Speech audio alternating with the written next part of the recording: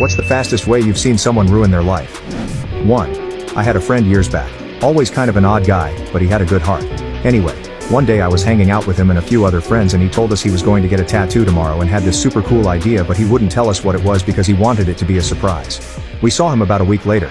He had tattooed 3/4 of his face green. Like no design or anything, just solid dark forest green.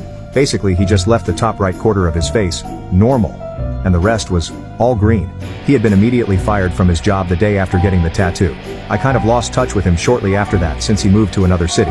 I'd heard he wound up living in his car. No idea why he did what he did. He'd had a very good job in IT at a pretty big company and was making decent money. No clue why he thought permanently turning 3 or 4 of his face green would be super awesome. 2. I had a friend in college who had a tendency to act before thinking, but was generally fun and well-meaning.